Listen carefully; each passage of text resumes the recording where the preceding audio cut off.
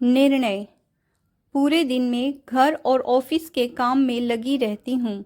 मोना की बात पूरी भी नहीं हुई कि सासू माँ गुस्से में बोलने लगी, तो नौकरी करके हम पर एहसान नहीं कर रही हो। नौकरी करने का निर्णय तुम्हारा था, हमें तो रोटी फुलाने वाली चाहिए थी, मुंह फुलाने वाली नहीं। हाँ माँ जी, मुंह तो फूलेगा ही मेरा। इतने ताने जो सुनने पड़ते हैं, इतनी रोटियां फुला फुला कर तो मेरे हाथ भी फूलने लगे हैं। फूली रोटियों की गरम गरम भाप मोना के जवाब में साफ नजर आ रही थी। तो अब तू रोटियों का भी हिसाब किताब लगाएगी? तुझे पता है ना, सभी को गरम और फूली रोटियां पसंद है, और एक समय का खाना भी तुझसे नहीं बनता। यदि घर और ऑफिस को एक साथ संभाल नहीं सकती तो एक को छोड़ दो, सासू माँ ने गुस्से में कहा। हाँ माँ जी, आपने बिल्कुल सही कहा। मैं केवल एक ही समय का खाना बनाती हूँ, और वो भी केवल रात का। घर में आप, पापा जी, जेठ जिठानी, ननद और देवर सहित हम दोनों पति पत्नी भी रात को ही एक साथ खाना खाते हैं। इसीलिए रात को ही सभी के लिए पूरी थाली बनती है। कहने को मैं एक ही समय का खाना बनाती हूँ, क्योंकि हमारे यहाँ कोई नाश्ता तो करता नहीं, इसीलिए सुबह सभी फल खाते हैं, जिसकी जिम्मेदारी आपने ली हुई है। सभी को फल पकड़ाकर मोना ने व्यंग से सासू माँ की तरफ देखा, तो गुस्से में उनकी आंखें लाल हो गई। इससे पहले वो मोना को कुछ और कहती, मोना ने जेठानी की तरफ देखा, और दोपहर को सभी पुरुष दुकान पर जाते हैं, इसीलिए जेठानी जी सभी के लिए दाल और चावल, वो भी माइक्रोवेव कैसरोल में बना कर दे देती हैं, और सभी दुकान पर ही अपनी अपनी प्लेट में खाते हैं और वहीं साफ करके रख देते हैं। इसीलिए दोपहर को तो नाम मात्र के ही बर्तन होते हैं, लेकिन असली काम तो सुबह की चाय और रात के खाने का होता है। मोना की बात सुनकर जेठानी बगल में झांकने लगी। सुबह सुबह ऑफिस जाने से पहले सभी की अलग अलग फरमाइश होती है। पापा जी और आपको अदरक की चाय, जेठ जी को कॉफ़ी, जेठानी जी को ग्रीन टी, दोनों छोटे बच्चों को चॉकलेट दूध, देवर जी को जूस, और ननद जी, वो तो बच्चों से भी बच्ची बन जाती है, उन्हें तो रोज़ अलग अलग मिल्क शेक चाहिए, और मेरे हिस्से में ठंडी चाय। उसके बाद सभी के कप गिलास इकट्ठा करो और उन्हें धोते भागते ट्रेन पकड़ो।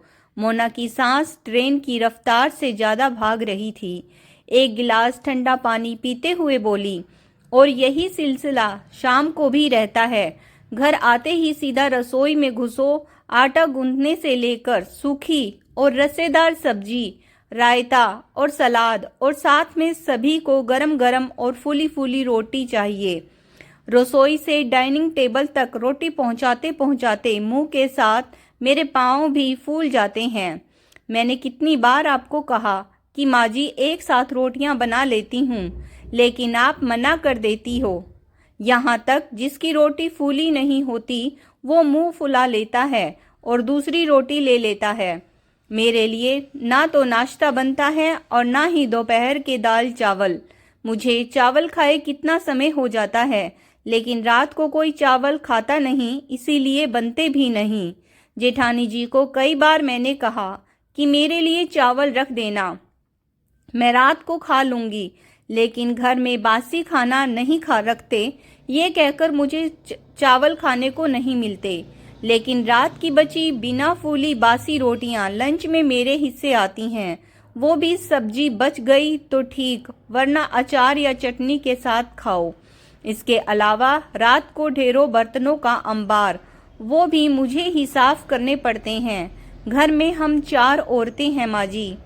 चलिए आपकी उम्र हो गई, लेकिन जेठानी जी और ननद कुछ तो मेरी मदद कर सकती हैं।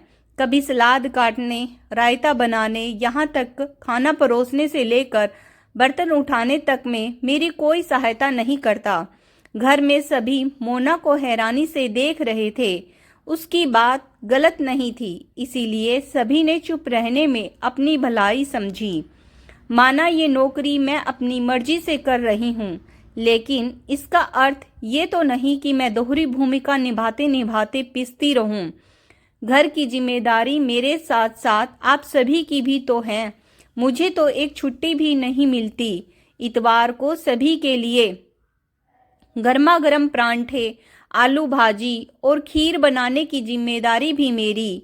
छुट्टी का दिन होने के कारण हर कोई अपने अपने समय पर उठता है और गर्मा गर्म नाश्ता मांगता है। सुबह से दोपहर परांठे बनाने में हो जाती है। ना तो अपने लिए वक्त मिलता है और ना ही कहीं बाहर जाने का। हफ्ते के 6 दिन मैं घर और ऑफिस के काम में लगी रहती हूँ, जिससे मुझे भी थकान होने लगती है। मेरा मन भी होता है कि मैं आप सभी के साथ खाना खाऊं, कुछ अपनी कहूं तो कुछ आपकी सुनूं। कहते हुए मोना की आंखें सजल हो उठी।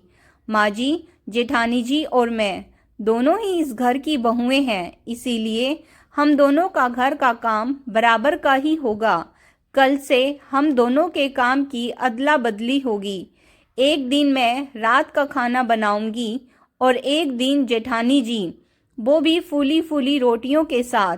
और कल लंच की मेरी बारी है, इसीलिए दाल चावल स्पेशल कैसरोल में बनाकर रख जाऊंगी। इसी बहाने मुझे भी ताज़ा और स्पेशल दाल चावल खाने को मिलेगा। और रही बात इतवार के नाश्ते की, इस बार मैंने नाश्ता बनाया था, तो आने वाले इतवार को जेठानी जी आप नाश्ता बना लेना, लेकिन उस दिन मैं भी आराम से उठूंगी। अरे, आप सब मुझे ऐसे क्यों देख रहे हैं?